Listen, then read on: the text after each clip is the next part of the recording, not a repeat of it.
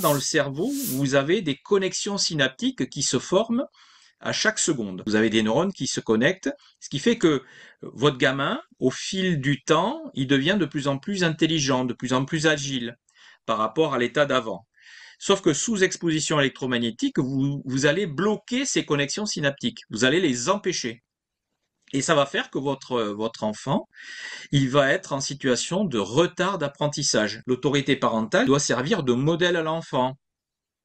Et donc ça veut dire que si vous voulez pas que votre gamin soit complètement drogué à la téléphonie mobile, il faut montrer l'exemple. On peut pas à la fois fournir au gamin la bouteille de whisky et venir lui reprocher après d'être alcoolique. Donc on ne peut pas à la fois acheter le téléphone portable au gamin et après lui reprocher d'être complètement sous addiction, sous emprise du téléphone portable. Je suis pas en train de vous dire que c'est facile. Je suis en train de vous dire que il y a de l'effort à fournir et qu'il y a de la concertation, du dialogue à instaurer dans le noyau familial. Bonjour et bienvenue dans cette série d'émissions dans le cadre de la diffusion du livre-revue Il est l'heure de protéger les enfants, le système éducatif, un train qui fonce droit dans l'abîme, et du cahier qui l'accompagne, Il est l'heure de tracer sa voie hors des sentiers battus. Donc cette semaine d'émission sera consacrée à la thématique de l'hypertechnologie et de ses impacts sur les enfants, et aujourd'hui on va parler plus particulièrement de l'impact des ondes électromagnétiques sur les enfants. Et aujourd'hui, donc, pour parler de ce sujet, j'ai la joie d'accueillir Frédéric Furlano, qui est membre du conseil scientifique de l'association Robin des Toits. Donc, bonjour Frédéric. Bonjour Camille, merci de m'avoir invité et de recevoir l'association Robin des Toits. Merci à vous. Et est-ce que vous pouvez vous présenter brièvement et nous expliquer comment vous en êtes venu, rapidement, comment vous en êtes venu à vous intéresser à ce sujet des ondes électromagnétiques? Alors, c'est très simple. Alors déjà, l'association Robin des Toits est une association nationale hein, qui en gros, avec l'arrivée de la téléphonie mobile et de l'installation de pylônes radiotéléphoniques sur les toitures, c'est d'où Robin des Toits, a commencé à s'intéresser au sujet dès le début des années 2000. Voilà. C'est une association qui promeut des systèmes de télécommunication sans effet sanitaire, sans effet sociétal et sans effet environnemental. Voilà. Et donc, pour ce qui nous intéresse ce soir, on va essentiellement se concentrer sur les effets sanitaires qui sont nombreux et qui sont documentés depuis à minima 70 ans. Donc quand certains nous disent qu'on ne saurait pas, il y aurait des doutes, etc. Curieusement, il y a 70 ans, le lien de causalité n'était pas remis en cause. Il y avait une évidence entre l'émission de, par exemple, de radiofréquences et l'observation d'effets cliniques sur un panel de sujets. Voilà. Et tout ça, c'est parfaitement documenté sur les 70 ans écoulés. Alors évidemment, dès lors que la radiotéléphonie, les enjeux commerciaux ont commencé à émerger, c'est-à-dire à partir de la fin des années 90, début des années 2000, là, les choses ont été beaucoup plus compliquées à obtenir. Voilà. Mais avant la période euh, précédant ce déploiement, tout le monde reconnaissait dans le domaine scientifique la toxicité des ondes électromagnétiques, tant basse fréquence que haute fréquence. Voilà, il y a pas de sujet là-dessus. Hein. Il n'y a que les gens sous emprise et les illettrés qui prétendent le contraire. Voilà. Ok. Et donc pour vous, en ce qui vous concerne, Et comment vous en êtes alors, venu à... Oui. en ce qui me concerne, en fait, j'ai été depuis très longtemps sensibilisé aux problématiques de pollution environnementale. Alors j'ai commencé par les pollutions chimiques, les pollutions métalliques, et j'ai compris à partir de 1998, avec une étude menée par Madeleine Bastide du CHU de Montpellier, une étude menée sur le développement d'une batterie 2 exposée à des radiofréquences de radiotéléphone. J'ai compris que là, il y avait un problème sur le développement cellulaire, le développement donc embryonnaire de poussins, puisqu'on a inversé la mortalité. C'est-à-dire que la batterie d'œufs en couveuse qui n'était pas exposée aux radiofréquences, il y avait 80% de vitalité et seulement 20% d'œufs qui ne donnaient pas naissance à des poussins. Et puis, curieusement, la batterie sous couveuse exposée aux radiofréquences d'un téléphone mobile, là, on a inversé la mortalité. On avait 80% de mortalité et l'essentiel de mortalité était situé tout autour de l'antenne du radiotéléphone. Voilà. Et là, je comprenais bien avec cette étude de Madeleine Bastide qui a été rendue publique en 1998, et j'ai de suite compris qu'il y avait un problème sur le développement du vivant, sur la vie cellulaire, une interaction majeure entre l'exposition électromagnétique et la vie cellulaire. Voilà. Donc, et après, il y a eu un accélérateur qui a été le déploiement forcené avec extorsion du consentement du système Linky lancé par Enedis à partir de l'année grosso modo 2015-2016. Voilà. Et donc ceci m'a conduit à investiguer en profondeur. Alors d'abord à titre personnel et puis à force de découvrir des perles de plus en plus énormes, ben j'en ai fait partager les gens qui m'entouraient, et puis j'ai rejoint à cette occasion l'association Robin des Toits. Voilà, tout simplement. Et accessoirement, comme j'ai un bagage scientifique me permettant de comprendre les publications qui sont nécessaires à la lecture, j'ai pas eu de difficulté à vite comprendre l'enfumage et la désinformation auxquels nous étions tous soumis, la fabrique du doute en quelque sorte, ce qui n'est pas nouveau, hein, puisqu'à chaque fois qu'il y a un scandale sanitaire, on commence toujours par expliquer aux gens qui émettent des doutes que ce qu'ils voient, ils ne le voient pas, qu'ils ne comprennent rien, qu'ils ne sont pas qualifiés, etc. Enfin bon, bref, la liste est longue pour dissuader les gens d'investiguer, et donc j'ai passé tous ces barrages et ce qui m'amène devant vous aujourd'hui. Voilà. Ok. Et donc, est-ce que vous pouvez nous parler un peu plus spécifiquement de ces impacts des ondes électromagnétiques sur la santé et notamment sur les enfants et leur position aussi particulière par rapport à ce risque-là? Alors effectivement, bon, ce qu'il faut retenir globalement, hein, s'il y a quelque chose à retenir de cette interview, c'est que euh, le vivant, et en particulier les mammifères, dont les humains, sont mus par des activités électriques. Voilà, hein. Le cœur bat suite à des impulsions électriques en son sein, et le cerveau fonctionne avec des impulsions électriques, hein. D'ailleurs, la preuve en est que quand on veut mesurer l'état de santé de votre cœur, on fait un électrocardiogramme, hein. On mesure pas l'activité EDF, on mesure l'activité endogène de votre myocarde. Voilà. Quand on veut qualifier votre état de vie, en quelque sorte, on fait un encéphalogramme. Et cet encéphalogramme, par exemple, quand on dit encéphaloplat, ça veut dire que la personne est cliniquement décédée. Vous voyez, il n'y a plus d'activité cérébrale. Voilà. Et donc, ça veut dire que pour que le cerveau fonctionne, ce fonctionnement se fait à travers des flux électriques. On dirait plutôt des flux électromagnétiques, voilà, au sein du cerveau. Voilà. Et donc, voilà deux organes, et c'est pas les seuls, hein, c'est voilà deux organes qui fonctionnent grâce à des activités électriques, et ben, ce fonctionnement ne peut pas faire autre chose que interagir et être parasité par une ambiance électromagnétique qui vient de l'extérieur. Voilà. Rien que ces deux paramètres font comprendre que là, on a un sujet, hein. Exemple concret, les personnes qui ont un pacemaker, hein, vous savez, une pile cardiaque, hein, sur la notice du pacemaker, il est écrit noir sur blanc qu'il ne faut pas faire interagir ce pacemaker avec des aimants, avec une exposition électromagnétique, un radiotéléphone, etc., à proximité de ce pacemaker, parce que ça interagit. Donc voilà, de ce point de vue-là, il faut bien comprendre que donc euh, en résumé, la biologie du vivant, on ne devrait pas parler de, de biologie tout court, on devrait parler plutôt d'électrobiologie, vous voyez. Ce qu'il faut comprendre, c'est que le vivant est essentiellement mu par des phénomènes électriques.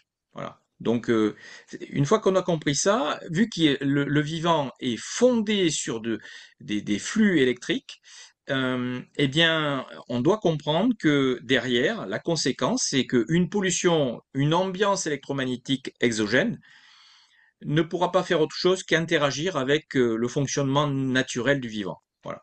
Et alors pour ce qui concerne les enfants, parce que les enfants, il faut réaliser que ce ne sont pas des adultes en miniature.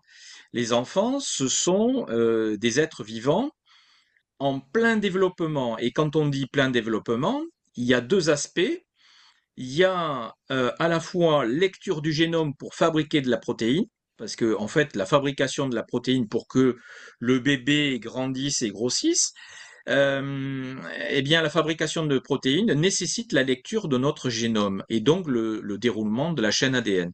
Bah, il se trouve que les ondes électromagnétiques interagissent avec cette lecture du Qu'est-ce génome. que vous Donc entendez par voilà. la lecture du génome?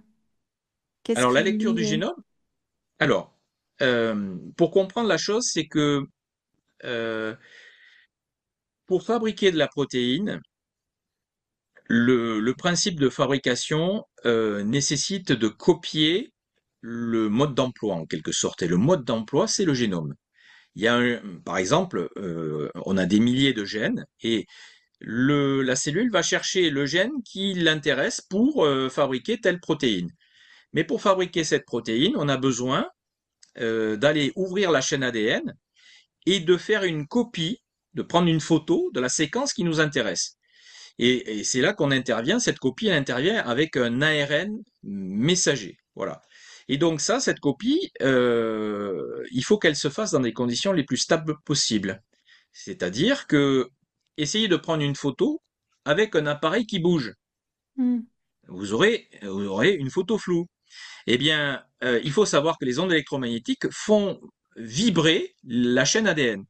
Alors, il y a par moment, elles la font tellement vibrer que on obtient des brisures de cette chaîne ADN. Et ça, on peut le mesurer, hein, dans les paramètres sanguins notamment. On voit des protéines de rupture de brin dont la concentration augmente si jamais ce phénomène intervient. Voilà.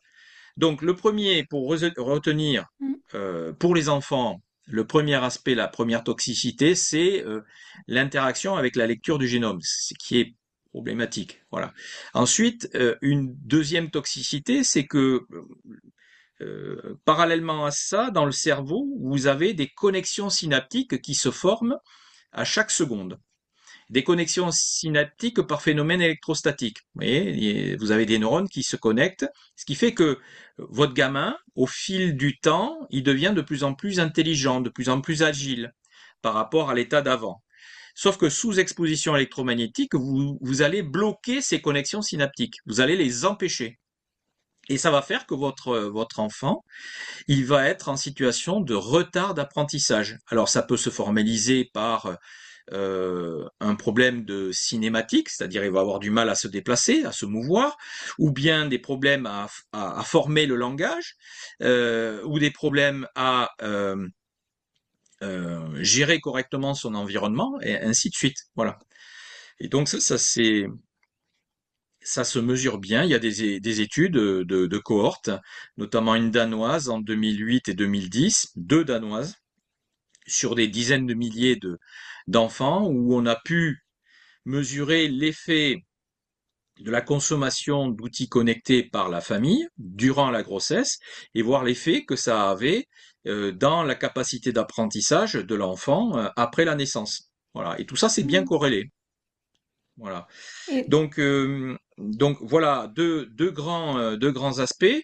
Après, les ondes électromagnétiques, elles ont de multiples effets, hein. Elles ont tendance à activer, à dynamiser l'activité bactérienne. C'est pas de chance parce que dans la première année de l'enfance, après la naissance, c'est là qu'on observe une plus grande vulnérabilité au, euh, à l'antibiorésistance, vous voyez.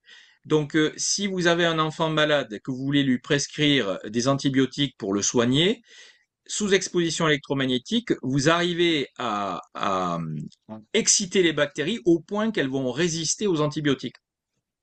Vous voyez?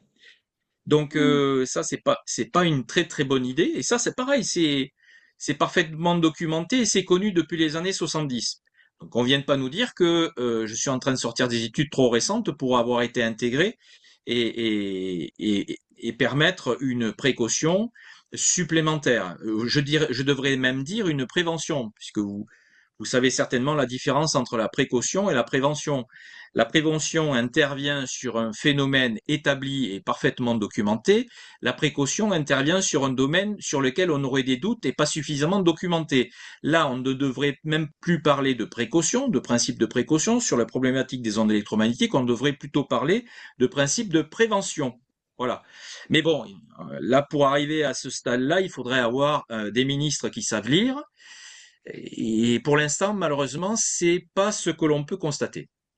Et donc pour revenir aux enfants, donc en fait, est-ce que donc par rapport à ce que vous dites, notamment sur donc si j'ai bien compris, c'est particulièrement grave pour eux cette exposition parce que ils sont en train de développer donc que ce soit au niveau des connexions neuronales et au niveau de leur ADN, c'est en développement et donc ça Oui, interagit, ça altère ce processus et donc ça fait qu'il y aura des conséquences pour eux à vie en fait. Dans leur construction, il oui, y a des choses qu'ils ne pourront pas développer. oui, absolument. On a des études également qui montrent l'interaction des ondes électromagnétiques avec le développement de la moelle épinière, les interactions des ondes électromagnétiques avec le développement osseux. Donc, quand on parle d'effets à vie, je suis en train de citer deux exemples où là, on a des phénomènes dont on peut soupçonner le caractère définitif. Mm. Voilà. Donc après, que l'État fasse son travail, que les agences sanitaires fassent leur travail en complétant les études dont nous disposons déjà, de manière à les étendre sur des périmètres suffisamment significatifs pour que tout le monde soit bien convaincu de la toxicité, des mécanismes de toxicité des ondes électromagnétiques. Voilà. Et Donc là, encore une fois, on voit bien que le déni institutionnalisé autour de ce risque-là, il est plus lié à l'emprise des enjeux commerciaux de la radiotéléphonie que à un éventuel doute ou à une éventuelle insuffisance de preuves scientifiques sur le sujet. Les preuves scientifiques sont pléthoriques, je le répète, depuis 70 ans. Voilà. Il est d'ailleurs regrettable que les parents des enfants ne mm, s'en saisissent pas. Voilà. Alors, on va toujours m'expliquer que la littérature scientifique est souvent compliquée, souvent inaccessible, etc. Mais j'objecterai tout de même que à l'heure d'Internet, de l'intelligence artificielle, des traducteurs quasi automatiques, on utilise encore ce genre d'argument à deux francs pour nous expliquer le caractère inaccessible de la littérature scientifique. Voilà. Celui qui a vraiment envie, il y a accès. Et puis, celui qui est le plus fainéant possible, il lit ce livre-là, L'arc-en-ciel invisible d'Arthur Firstenberg, et là, il va découvrir une montagne d'informations sur l'histoire des effets sanitaires des ondes électromagnétiques sur le vivant. Il n'y a plus de débat. Le débat, c'est comment dire l'éventuelle controverse n'est que pour ceux qui sont sous emprise et les illettrés, ceux qui en somme les gens qui n'ont pas envie de reconnaître la vérité scientifique sur ce risque-là. Voilà. bon, oui, sur ça, c'est clair que effectivement, il n'y a pas de doute à avoir. Euh, mais pour revenir par rapport aux enfants, vous parliez d'impact aussi donc sur sur le développement de l'apprentissage Oui, Et je pensais, absolument. et donc est-ce que vous faites un lien direct avec, parce que c'est aussi un des sujets que nous abordons dans la revue, c'est l'augmentation justement de tout ce qui est troubles, que ce soit troubles du langage, tout ce qui est les dyslexies, etc., tout ce qui est les troubles Oui, de tout à l'attention fait. ces dernières années. Donc vous faites le lien direct avec les ondes parce qu'en fait, souvent, enfin, encore, c'est pas toujours reconnu, mais on entend parler quand même du lien entre les écrans et ces troubles-là, mais rarement de l'impact des ondes. Donc, vous faites vraiment Oui. ce lien avec les ondes. Alors, si vous voulez que les choses soient bien claires, je ne suis pas en train de vous expliquer que les ondes électromagnétiques sont les seuls responsables des effets que vous décrivez. Je suis simplement en train de vous expliquer que l'observation clinique des effets que vous décrivez sont le fait combiné de multiples pollutions. Multiples pollutions, parmi lesquelles les ondes électromagnétiques, parmi lesquelles la pollution agrochimique, hein, en particulier tout ce qui est neurotoxique, en particulier pour ceux qui veulent des détails, les molécules néonicotinoïdes, les molécules SDHI, succinate déshydrogénase inhibitor, qui s'attaquent au métabolisme cellulaire et notamment au système nerveux central. C'est d'ailleurs pour ça qu'elles sont conçues, ces molécules, parce que pour les insectes et les champignons, elles s'attaquent au système nerveux central des insectes et des champignons. Vous voyez ce que je veux dire? Donc, qu'on Mm. vienne pas nous expliquer que sur les mammifères, ça n'aurait aucun effet. Sachant que les mammifères, c'est pas de chance. Les mammifères, les champignons et les insectes ont les mêmes mitochondries à peu de choses près. Donc, quand on s'attaque aux mitochondries de ces différentes entités, on s'attaque au même principe physique dans la mitochondrie. Et donc, derrière, chez les mammifères, il faut pas être étonné d'avoir des développements de troubles métaboliques qui conduisent à ces problématiques-là. Et ça peut aller jusqu'à les maladies neurodégénératives, ça peut aller également jusqu'à de l'électro-hypersensibilité, au point que vous avez des personnes qui sont incapables de vivre ou incompatibles pour vivre dans une ambiance électromagnétique. Et c'est ce qu'on retrouve chez un paquet d'enfants. Le problème de fond est le suivant, c'est que comme vous avez un corps médical qui n'est pas formé, je dirais même plus, c'est pas tant qu'il ne soit pas formé, en plus il est désinformé. Étant désinformé, il n'est pas prêt de produire un diagnostic pertinent. Donc il y a plein de sujets qui sont désorientés, qui ne sont pas orientés vers la bonne direction quand il s'agit d'établir un lien entre leurs troubles physiologiques et la nature de ce qui les perturbe.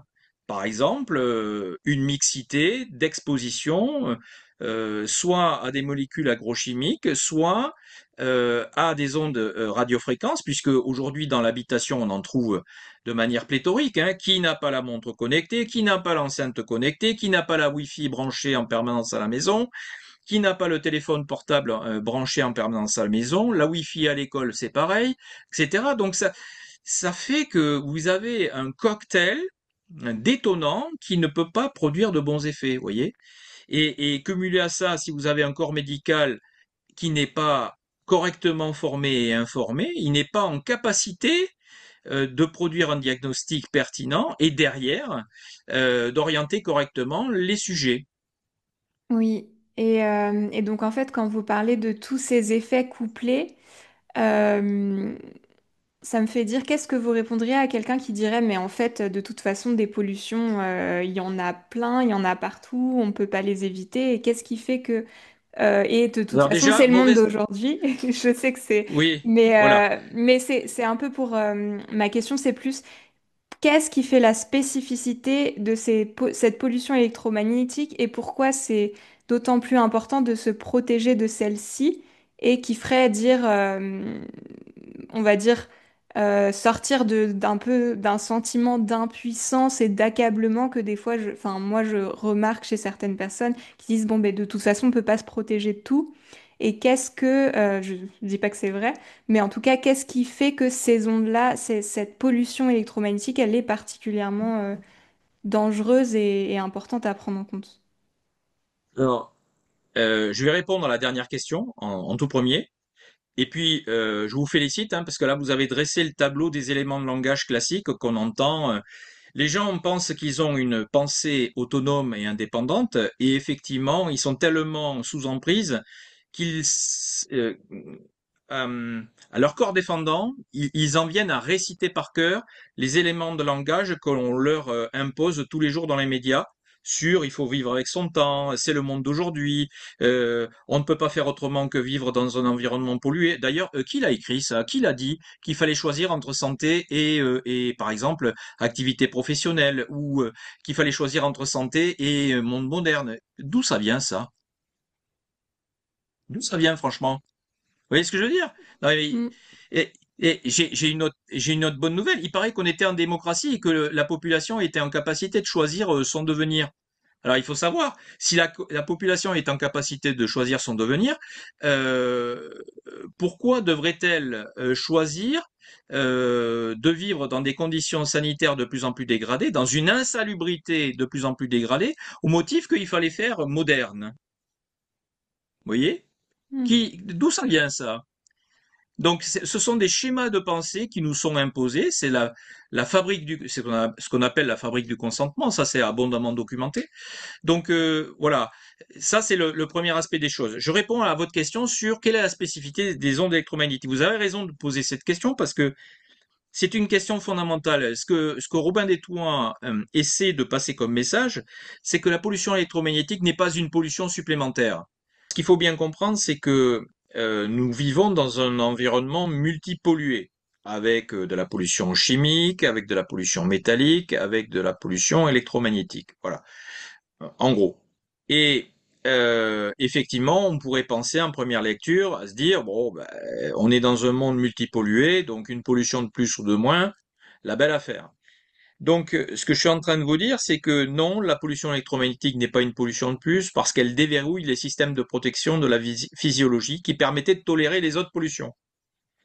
C'est-à-dire, en quelque sorte, votre corps est muni de barrières et de filtres qui permettent, grosso modo, de retarder, qui permettent une meilleure résilience vis-à-vis des pollutions chimiques et métalliques.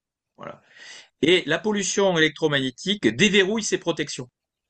C'est comme un petit peu si vous étiez au milieu d'un château fort avec les murailles, les barrières qui vous protègent de la pollution, les adversaires à l'extérieur. Et là, vous faites intervenir la pollution électromagnétique et la pollution électromagnétique lève la herse, abaisse le pont-levis, ouvre les fenêtres et là, d'un seul coup, tout ce qui est à l'extérieur rentre à l'intérieur du château fort. C'est exactement ce qui se passe avec les ondes électromagnétiques. C'est ça qui en fait une toxicité à deux niveaux. Toxicité intrinsèque des ondes électromagnétiques, je l'ai expliqué tout à l'heure, effet sur le génome, effet sur la lecture du génome, effet sur le développement cérébral, effet sur le fonctionnement hormonal, effet sur le système immunitaire, effet en gros sur le développement de l'enfant, et puis par ailleurs un effet levier sur l'amplification de la toxicité des autres pollutions sur la physiologie. Voilà. Donc, en ce sens-là, la pollution électromagnétique ne peut pas être considérée comme une pollution anodine. C'est un système qui interagit fortement avec le fonctionnement physiologique du vivant Et qu'est-ce et qui... qui rend, Pardon. et qui rend le fonctionnement physiologique du vivant encore plus vulnérable à toutes les autres pollutions. Voyez? Donc vous avez deux crans de toxicité. Vous prenez la toxicité intrinsèque de la pollution électromagnétique et en plus, vous avez la vulnérabilisation vis-à-vis des autres pollutions chimiques, métalliques, etc. Et qu'est-ce qui crée Donc vous cet êtes effet-là? complètement, c'est justement la suppression des barrières et des filtres qui vous permettaient jusqu'à présent de bien tolérer les autres pollutions. J'ai un exemple concret. Pour protéger le cerveau c'est l'organe majeur euh, du mammifère. Hein. Avec le cerveau, vous avez les fonctions automatiques et puis pour l'homme, notamment, vous avez les aspects de réflexion, de mémoire, de concentration, etc. Bref. Et donc là, à l'intérieur du cerveau, vous avez ce qu'on appelle une barrière qu'on appelle hémato-encéphalique, c'est-à-dire vous avez une couche qui est euh, relativement étanche qui enveloppe tout le système veineux à l'intérieur du cerveau. C'est la barrière hémato-encéphalique. Elle est constituée, pour les spécialistes, elle est constituée des pieds d'astrocytes qui viennent recouvrir la couche extérieure de chaque vaisseau sanguin et qui évitent aux toxines, aux macromolécules qui circulent dans le sang, dans les vaisseaux sanguins, qui évitent à ces molécules qui pourraient être toxiques pour le cerveau de rentrer dans le cerveau. Les ondes électromagnétiques, en provoquant une situation inflammatoire, ont tendance à desserrer les jonctions de ces pieds d'astrocytes qui entourent de matière relativement étanche, pas à 100%, le, le, les vaisseaux sanguins. Sous inflammation, sous exposition électromagnétique, on assiste au desserrement de ces pieds d'astrocytes, voire même il quitte le vaisseau sanguin, et ce qui fait que le vaisseau sanguin délivre à 100%, il est devenu perméable, et il délivre à 100% les macromolécules qui circulent en son sein, et elles peuvent fuiter dans le cerveau. Et le cerveau, il n'y a pas de système de nettoyage. Donc le cerveau se met à stocker des toxines, notamment des métaux, si dans le sang il y a des métaux, et ainsi de suite. Et là, vous vous mettez en situation de neuro-inflammation. Et c'est ça qui peut conduire notamment à des situations comme l'électrohypersensibilité, c'est-à-dire une intolérance à l'exposition, une intolérance totale à l'exposition aux ondes électromagnétiques. C'est-à-dire que là, quand vous êtes électrohypersensible, on parle là d'exclusion sociale, parce que vous n'avez plus accès au domaine public dans lequel vous baignez dans l'onde électromagnétique. Vous n'avez plus accès aux écoles, en tout cas au niveau éducation nationale, puisque là, la religion de l'éducation nationale, c'est l'enseignement par le digital, par l'accès au numérique. Et comme on est dans une religion obscurantiste, quelqu'un a décidé qu'il fallait que la connexion se fasse en sans fil, donc par exposition aux ondes électromagnétiques. Vous voyez, je suis même pas en train de remettre en question, bien qu'il y ait beaucoup de choses à dire sur l'enseignement par le numérique. Je suis pas en train de parler de ça. Je suis en train de parler du mode de connexion au numérique. C'est ça qui pose le plus de problèmes dans les établissements scolaires. C'est-à-dire le mode sans fil, la Wi-Fi, pour ne pas la citer, qui est la plus toxique pour les enfants. Juste une précision, quand j'expliquais tout à l'heure que les ondes électromagnétiques altéraient le fonctionnement cérébral, notamment empêchaient le développement cérébral, juste une précision, le cerveau devient mature à partir de l'âge de 20 ans.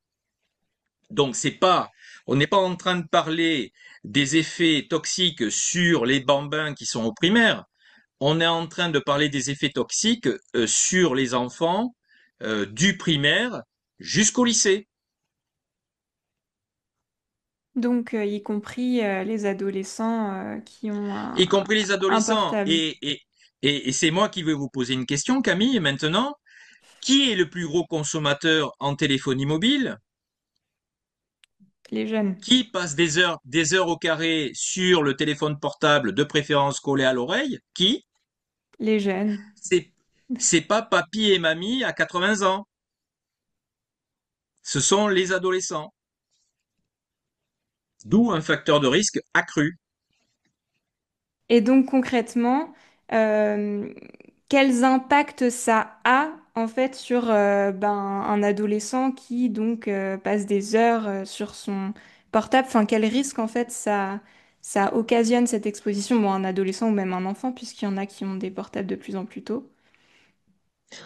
Alors, si vous voulez un enfant qui développe un Alzheimer ou en gros une maladie neurodégénérative à partir de l'âge de 25 ou 35 ans, vous lui achetez un téléphone portable dès l'âge de 5, 6, 7 ans, comme c'est le cas pour la plupart des familles, et là vous augmentez vos chances de manière significative pour avoir déclenché chez l'enfant qui va surconsommer puisqu'il va utiliser ça comme n'importe quel jouet, qui va s'exposer sans discernement parce qu'il n'aura pas été prévenu, les mesures de prévention n'auront pas été prises, etc., vous augmentez de manière très significative son facteur de risque. Vous n'atteignez pas 100% de certitude, mais vous augmentez son facteur de risque.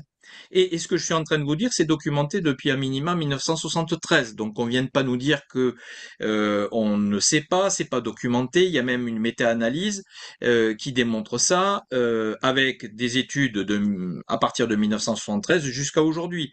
Donc on sait que même le facteur primordial, c'est le taux de concentration de calcium intracellulaire.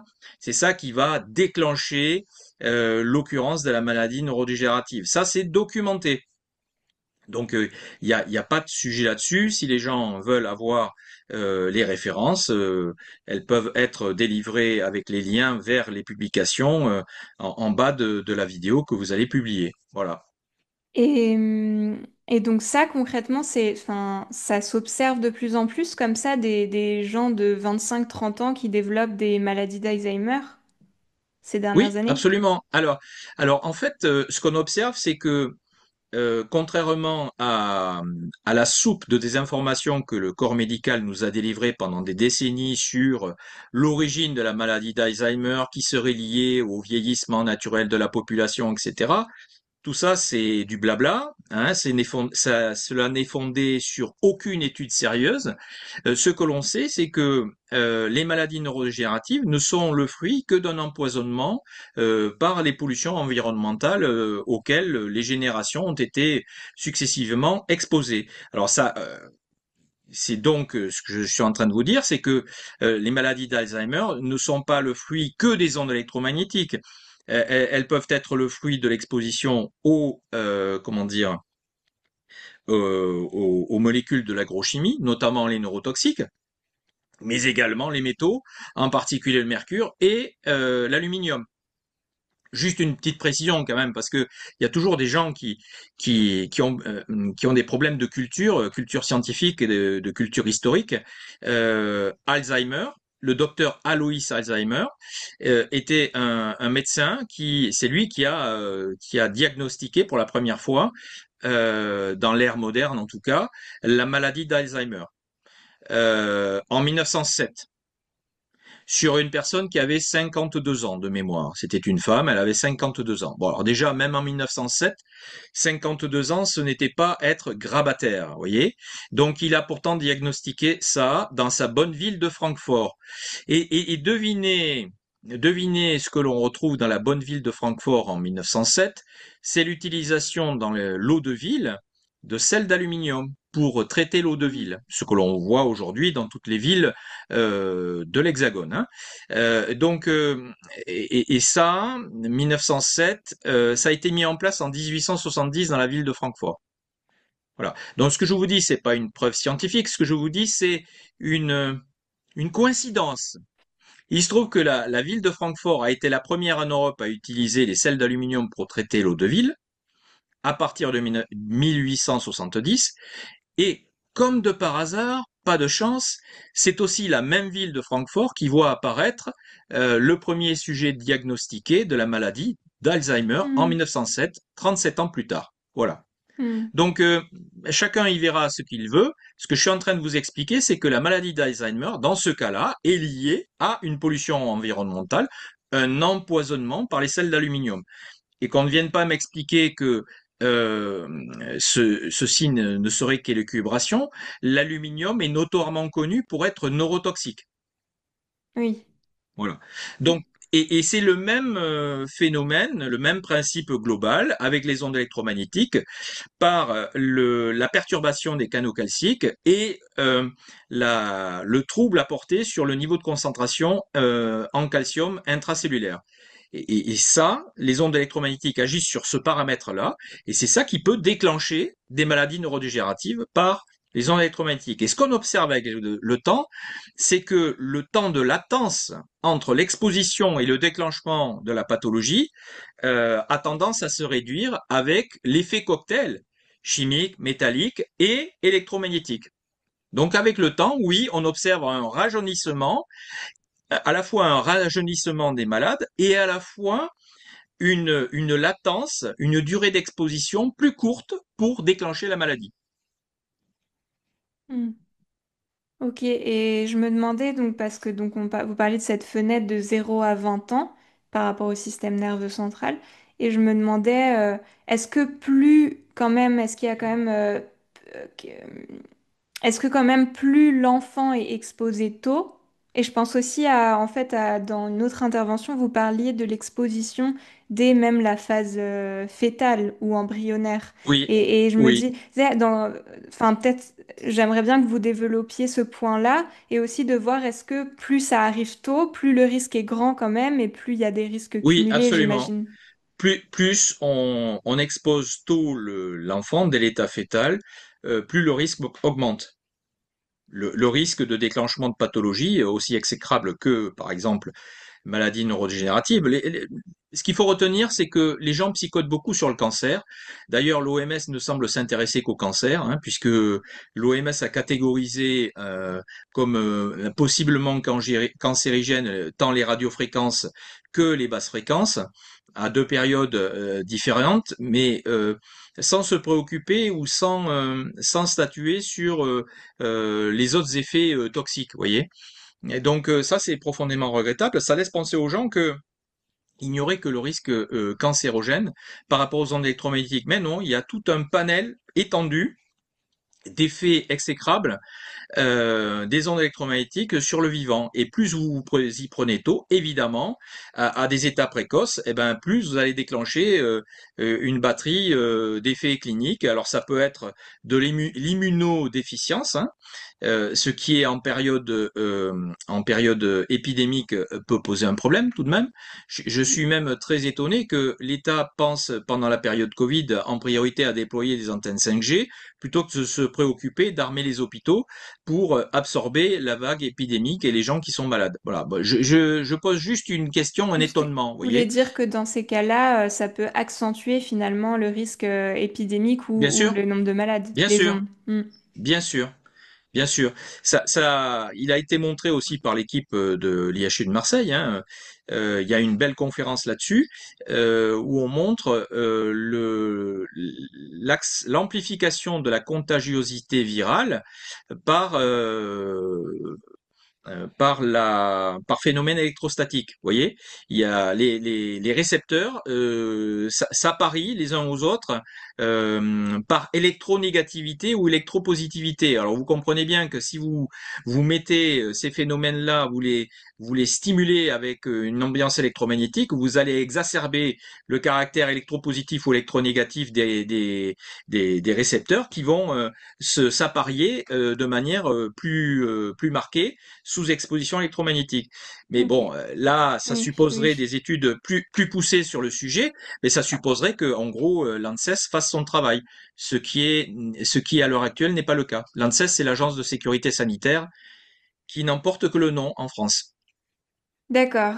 Et donc, est-ce que vous pouvez quand même développer un petit peu cet exemple pour revenir aux enfants, cet exemple sur l'exposition en période fétale, en fait, enfin, que pour faire, ben, justement parce que on s'adresse aussi aux parents et en fait qu'ils puissent comprendre que, en fait, même enfin, les mères, qu'en fait, même dès la grossesse, elles peuvent mettre en danger leurs enfants si elles les exposent, leurs futurs enfants si elles Alors, l'exposent aux ondes. a- absolument, moi j'ai vu une méta-analyse très intéressante qui a été publiée récemment, qui montre un risque augmenté de fausses couches dans les premières semaines de la grossesse, sous exposition électromagnétique, tant radiofréquence que basse fréquence.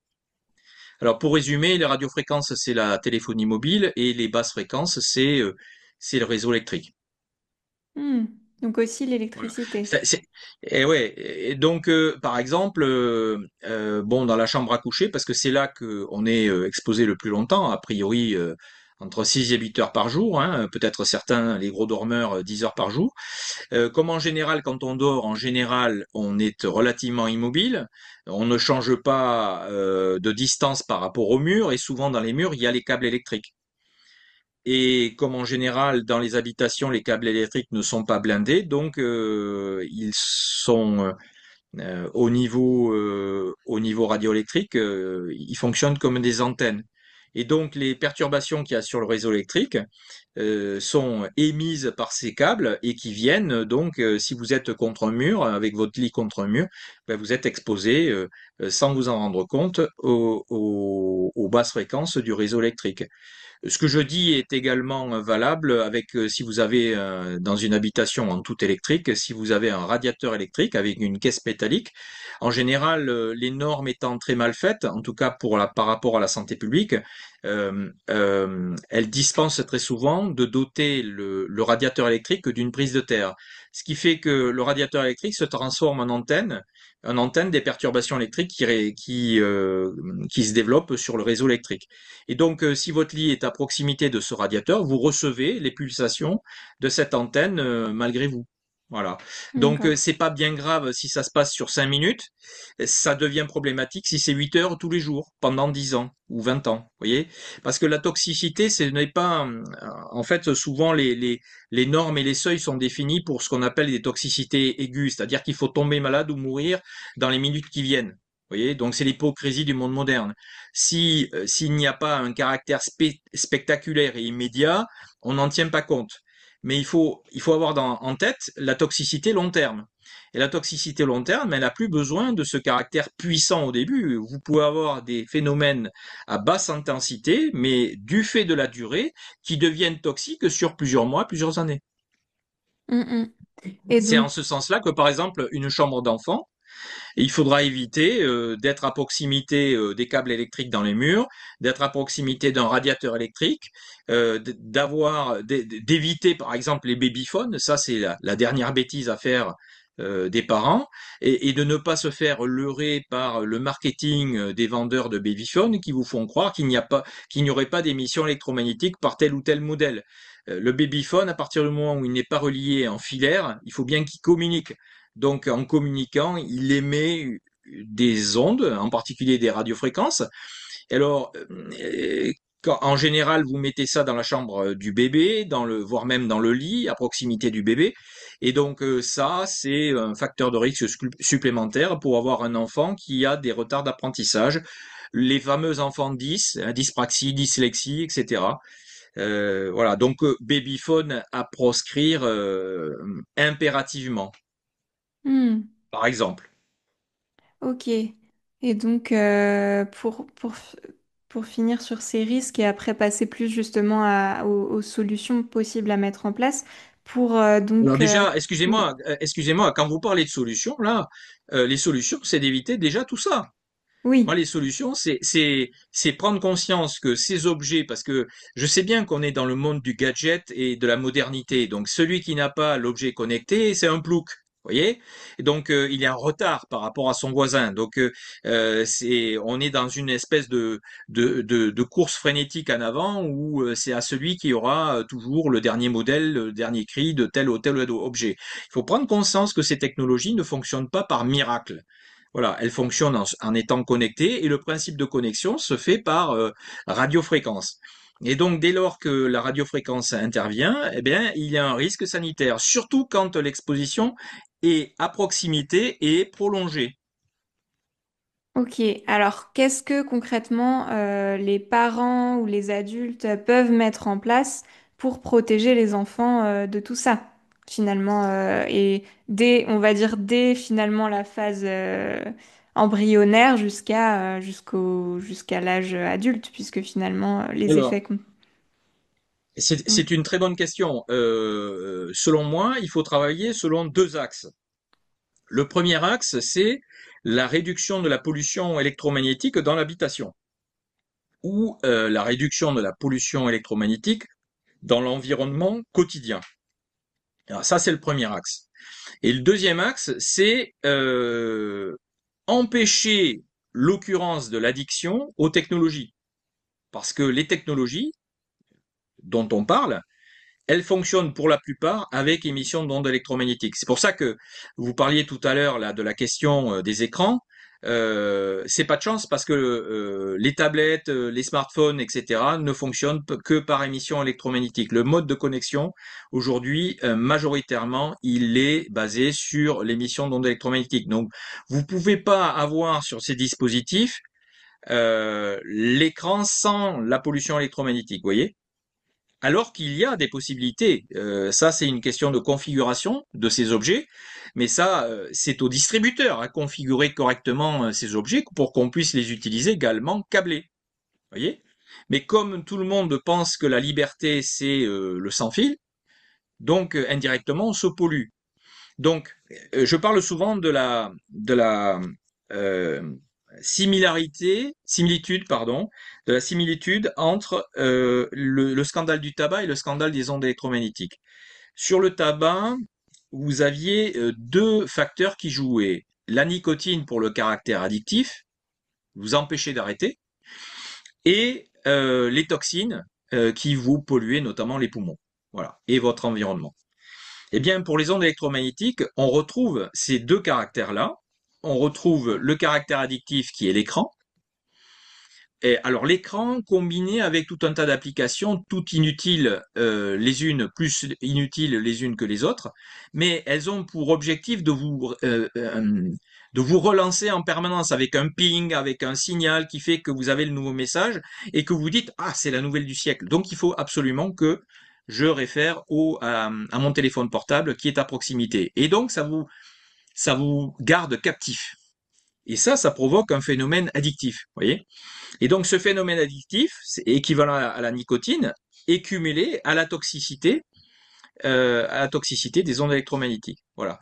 Donc ce que je vous disais là, en termes de solution, il y a deux axes à travailler. Donc, hein. La réduction du niveau de pollution en limitant le nombre d'objets dans l'environnement quotidien, le nombre d'objets émetteurs d'ondes électromagnétiques. Alors on peut dresser la liste. Hein. Et puis l'autre axe, si vous êtes déjà dedans, c'est la résolution de l'addiction. Et si vous n'êtes pas dedans, c'est d'éviter de rentrer dans ce profil addictif, c'est-à-dire, par exemple, commencer par ne pas acheter, offrir à l'enfant un téléphone portable qui va le rendre addict et derrière va augmenter son niveau d'exposition, que vous le vouliez ou non, aux ondes électromagnétiques. Voilà, ça c'est les deux axes principaux à travailler. Alors maintenant, si vous le souhaitez, je peux rentrer dans les détails à prescrire pour chaque axe. Bien, si vous voulez brièvement, oui. Alors, pour la question de la réduction de la pollution électromagnétique, le premier aspect, c'est rendre visible l'invisible. Donc, c'est de se doter d'un appareil de Mm. mesure, grand public, hein, il en existe autour d'une centaine d'euros, pour identifier dans son logement où sont les objets émetteurs d'ondes électromagnétiques. Bon, alors je vous dirais qu'il y a certains objets, il n'y a pas besoin de capteurs pour savoir qu'ils émettent des ondes électromagnétiques. Je pense en particulier à la montre connectée, je pense en particulier à la box Wi-Fi. Hein, il faut en priorité se doter de box Wi-Fi dont la Wi-Fi peut être neutralisée euh, sans avoir à éteindre la box, c'est-à-dire que je suis en train de vous parler d'un mode de connexion à Internet en câblé et proscrire tout mode de connexion sans fil. Voilà, ça vous évite d'avoir la Wi-Fi en permanence chez vous. Les téléphones sans fil sur socle, les fameux DECT, c'est-à-dire les téléphones qui ressemblent à des téléphones portables, mais que vous posez sur un socle dans le domicile. Ça, c'est plus pollueur que le téléphone portable que vous amenez dans la rue, vous voyez. Donc ça, c'est à proscrire. Il faut se doter de téléphones filaires dans le domicile. Voilà. Donc voilà, ce sont des précautions de base. Par exemple, quand vous voulez cuisiner, évitez de cuisiner avec des plaques à induction, parce que ça, c'est éminemment polluant. Je pense en particulier aux mamans enceintes, quand elles cuisinent avec le ventre au niveau des plaques à induction, c'est pas la meilleure idée qu'elles aient Mm. puisque ces plaques à induction pulsent des ondes à 100 kHz environ, et donc ça, c'est éminemment toxique pour le développement fœtal. Vous voyez? Oui. Et Donc voilà, c'est attendez, je reprends le fil. Ça, c'est rendre visible l'invisible et identifier les appareils pollueurs dans l'habitation ou dans l'environnement de vie quotidienne. Voilà. Et une fois qu'on a identifié ces objets pollueurs, eh bien, il faut dépolluer, c'est-à-dire extraire de l'environnement de vie quotidien tous ces objets et les remplacer par des objets qui ne polluent pas. Voilà. Donc, éviter de s'offrir des enceintes connectées, des montres connectées, etc. La montre connectée, il faut quand même que les gens réalisent, hein, tout de même, hein, la montre connectée, quand elle est fixée sur le poignet, elle provoque l'hémolyse des hématies qui passent au niveau du poignet, quand même, hein, parce que la montre connectée, pour qu'elle soit connectée, elle émet des radiofréquences. Donc c'est pas bon pour la santé, vous voyez. Vous dézinguez complètement vos hématies. Les hématies, ce sont les véhicules qui transportent l'oxygène, vous voyez. Pareil, évitez tout ce qui est connecté dans les oreilles. Par exemple, les pods là que vous mettez dans les oreilles, ça pollue en radiofréquence parce que ça émet du Bluetooth et ça pollue également en basse fréquence parce que souvent la pile qui permet au pod là que vous mettez dans l'oreille là pour entendre la musique, etc. Cette pile, c'est des raisons de compacité, c'est souvent une pile de 1,5 volts, mais l'oreillette, elle fonctionne pas à 1,5 volts, elle fonctionne à 6 volts. Et donc, pour passer de 1,5 volts à 6 volts, on hache le courant et on utilise un principe électronique qui émet des basses fréquences, vous voyez. Donc, vous êtes en permanence dans cet environnement multipollué, vous voyez. Alors, et c'est pas de chance parce que la nature nous a mal construit. Nous avons le cerveau pile entre les deux oreilles. C'est dommage. On devrait avoir les oreilles au niveau des talons, vous voyez. Et donc, comme le cerveau est particulièrement vulnérable aux ondes électromagnétiques, utiliser des oreillettes sans fil, c'est pas la meilleure idée du moment. Vous voyez. Je sais bien que ça fait moderne. Mais c'est pas, pour résumer, c'est insulter l'avenir. Vous voyez? Hmm. Voilà. Donc voilà, dans les mesures à prendre, hein, éviter de se polluer, enlever tout ce qui pourrait être émetteur, en somme, rationaliser l'usage de connexion. Je suis pas en train de dire aux gens qu'il faut pas se connecter au réseau Internet, au réseau téléphonique. Je suis en train de dire qu'il faut choisir la solution technologique la plus sécure au niveau sanitaire pour avoir cette connexion au réseau téléphonique ou Internet. Voilà, c'est tout. C'est tout ce qu'on est en train de dire. On n'est pas en train de dire aux gens retournons à la lampe à huile, comme certains le souhaiteraient, mais je dis plutôt utilisons intelligemment. Personne ne nous a forcé à être bêtes. On est plutôt d'une manière générale intelligente. Donc, qu'est-ce qui nous obligerait à choisir les solutions technologiques les plus toxiques? Oui, en- Voilà, dans les solutions, voilà une solution essentielle à intégrer. Voilà. Et ensuite, pour empiler dans les solutions, c'est informer massivement la population parce que la plupart des gens ne se doutent même pas de ce niveau de toxicité et sur les méthodes toutes simples qui coûtent pas cher pour les éviter, pour éviter la toxicité. Vous voyez? Donc ça, c'est réduire la pollution. Et pour la question de résoudre le caractère addictif, eh bien là, ça veut dire que dès le plus jeune âge, donc ça fait référence à l'autorité parentale qui doit servir de modèle à l'enfant. Et donc ça veut dire que si vous voulez pas que votre gamin soit complètement drogué à la téléphonie mobile, il faut montrer l'exemple. Ça veut dire que les parents doivent éviter de se comporter comme des drogués à la téléphonie mobile eux-mêmes, pour pouvoir embarquer les gamins dans une logique vertueuse. hmm. Oui, cette Voilà. responsabilité de montrer l'exemple.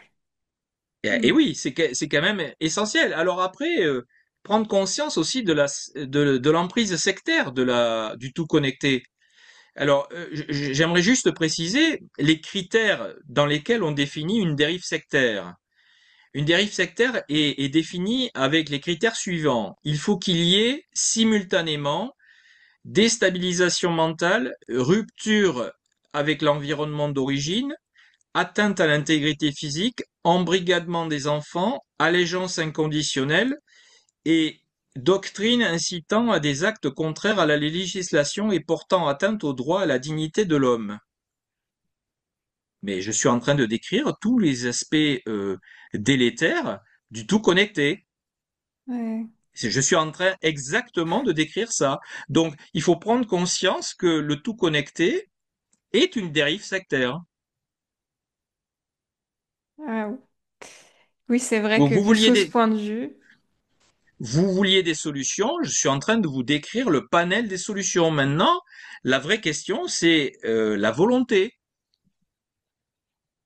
Est-ce que mm, la population veut être acteur ou est-ce qu'elle est seulement un spectateur passif? C'est ça l'enjeu. En tout cas, il n'y a pas de solution gratuite sans effort. Ça n'existera pas.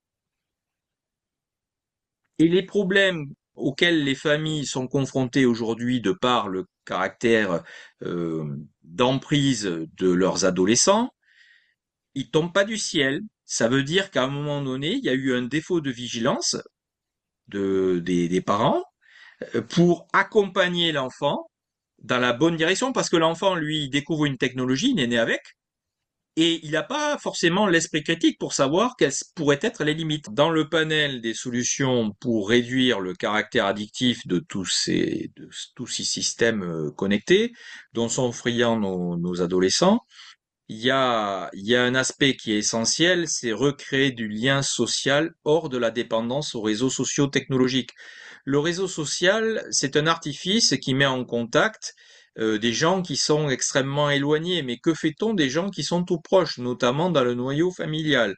Donc il faut instaurer en quelque sorte des rituels, alors des rituels au sein du foyer familial, hein, c'est-à-dire par exemple le repas, c'est le moment où la famille est réunie avec tous les objets connectés loin de la cuisine pour éviter toute tentation, où on peut instaurer un dialogue, etc. Mais pareil avec l'environnement de vie, les relations qu'on peut avoir à proximité dans le village, dans la ville, dans le quartier, etc. Voilà, ça c'est réinstaurer du lien social parce que mine de rien, tous ces objets connectés, on dispose d'un paradoxe, hein, d'un paradoxe plutôt étonnant, c'est que sous des aspects de faciliter la connexion et de faciliter la communication entre les gens, les gens paradoxalement n'ont jamais été aussi seuls mm. qu'aujourd'hui, avec des multitudes de possibilités, de moyens technologiques pour être en contact avec les uns les autres, et très souvent à l'autre bout de la planète, alors que les gens sont même pas capables de parler à leurs voisins. Vous voyez? Donc réinstaurer le lien social, c'est fondamental et découvrir parce que c'est pas impossible. Hein, je suis pas un archaïque. Hein, je vis avec mon temps et pour autant, il m'arrive parfois d'oublier d'allumer mon téléphone portable le week-end. Ah, mais comment fait-on pour vivre sans téléphone portable? Alors déjà, moi j'ai un téléphone portable parce que j'ai été obligé d'en avoir un. Parce que ben, comme on supprime toutes les alternatives, notamment les cabines téléphoniques, eh ben, à un moment donné, si vous voulez, dans le domaine public, vous voulez pouvoir passer une communication privée sans dépendre de quelqu'un d'autre, eh ben, vous vous dotez d'un téléphone portable. Mais le téléphone portable, c'est moi qui le sonne. C'est pas lui qui me sonne. Mm. C'est moi qui le sonne. Voilà, il y a un écrivain très célèbre qui disait que le téléphone portable, c'est un bracelet électronique et que ça lui déplaisait fortement de vivre sous bracelet électronique. Et moi, je renchéris là-dessus, je dis, c'est un outil technologique qui vous permet une connexion avec un confort facilité, parce que vous pouvez, sans avoir à disposer de trouver une cabine téléphonique qui n'existe plus aujourd'hui, eh bien, vous avez cette possibilité-là, mais c'est moi qui le sonne, donc je l'éteins et quand j'en ai besoin, je l'allume. C'est Mm. pas lui qui va me dicter ce que je dois faire dans la vie de tous les jours, vous voyez. Et donc c'est la Oui. raison pour laquelle c'est moi qui l'utilise. C'est moi qui utilise mon téléphone portable. C'est pas lui qui m'utilise. Le progrès, c'est l'humain qui doit l'utiliser. C'est pas l'humain n'est pas au service du progrès technologique. D'ailleurs, le progrès, la notion de progrès doit être une notion de progrès humain, pas de progrès technologique. Vous voyez la distinction? Donc il Mm. faut se réapproprier ces moyens technologiques, ne pas être esclave des moyens technologiques et savoir les utiliser à bon escient. C'est ce réapprentissage qu'il faut désormais réinstaurer. Voilà. Et oui, alors par rapport à ça, parce que je trouve c'est important à nommer aussi que c'est quand même possible. Moi, en l'occurrence, je n'ai pas de téléphone portable depuis 3 ans. Et je trouve que c'est intéressant là, j'ai vu qu'il y avait un mouvement qui s'est monté en Espagne d'adolescents sans portable. Et je trouve que c'est important aussi de pouvoir euh, avoir en tête que finalement, dans l'optique de recréer ce lien social, je pense que on est dans une société qui crée beaucoup de besoins, qui nous fait nous dire ah mais si, mais en fait, on peut pas vivre sans, ou ah mais si, mais en fait, sinon on n'aurait pas de vie sociale. Et je pense que c'est très intéressant ce que vous amenez par rapport au fait de recréer un vrai lien social finalement, puisque on voit que c'est marrant parce qu'en parallèle avec justement cette montée des outils technologiques comme ça, des smartphones, des réseaux sociaux, il n'y a jamais eu autant en même temps de jeunes et d'adolescents qui souffrent de problèmes comme des phobies scolaires ou des choses qui en Ouh, fait sont complètement en difficulté pour avoir des vraies relations sociales. absolument. Et je trouve que du coup c'est intéressant aussi. Enfin, je me demandais qu'est-ce que vous diriez aussi. Enfin, quelle responsabilité les parents peuvent prendre là-dedans. Enfin, moi je trouve ça important de. J'entends souvent, enfin, que des parents qui disent bon bah au début mon enfant n'avait pas de portable, mon adolescent, et à un moment j'ai craqué. Parce que, il y avait la pression sociale, parce Sous la qu'il me pression, demandait. oui, Et en fait, je me dis, mais absolument. qu'est-ce que vous diriez, justement, ou peut-être quels conseils vous pourriez donner aux parents pour justement avoir cette, force d'autorité finalement face à ces adolescents parce qu'on sait que justement jusqu'à 20 ans, c'est hyper important enfin, qu'ils puissent avoir un environnement sain pour leur système nerveux. Qu'est-ce que vous leur conseilleriez finalement?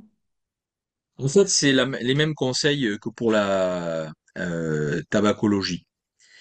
C'est-à-dire que la meilleure façon de s'arrêter de fumer, c'est de ne pas commencer. Donc là, en l'occurrence, de ne jamais céder quant à l'âge d'acquisition d'un téléphone portable pour l'enfant. Il y a plein de parents qui se trouvent rassurés parce que ils ont l'impression que en dotant leur gamin d'un téléphone portable, ils vont pouvoir savoir où il est, pouvoir à tout moment être en contact avec lui. Ça, c'est un leurre. Voilà. Il y a différentes manières de s'organiser différemment. Voilà, c'est un leurre esclavagiste, hein, puisque après on rentre dans la sphère infernale, puisque là on, on peut pas à la fois fournir au gamin la bouteille de whisky et venir lui reprocher après d'être alcoolique. Donc on ne peut pas à la fois acheter le téléphone portable au gamin et après lui reprocher d'être complètement sous addiction, sous emprise du téléphone portable. Alors j'entends bien que il y a la pression sociale, hein. On voit là le même phénomène que avec le phénomène des marques de vêtements il y a 20 ans ou 30 ans en arrière, parce que sous la pression sociale, il fallait absolument acheter le pantalon de la marque qui convenait, parce que tous les copains de la bande avaient les mêmes pantalons, etc. Vous voyez ce que je veux dire? Et là, la pression sociale se retrouve exactement appliquée sur l'utilisation du téléphone portable. Donc c'est une question de coordination avec les parents des autres enfants, se mettre d'accord, savoir ce que vous voulez, si vous voulez vraiment le meilleur pour votre enfant, ben c'est clair que ça doit passer sans téléphone portable. Il n'y a pas d'ambiguïté là. Je suis pas en train de, voilà. Euh, Sauf dans le cas où les enfants sont capables d'utiliser ces outils-là de manière modérée. Mais qu'est-ce que ça veut dire modéré? Modéré, ça veut dire pas plus d'une demi-heure par jour. Hmm. C'est pas Vous très connaissez beaucoup réaliste. d'enfants Non. capables de résister à la tentation d'utiliser le petit joujou moins d'une demi-heure par jour?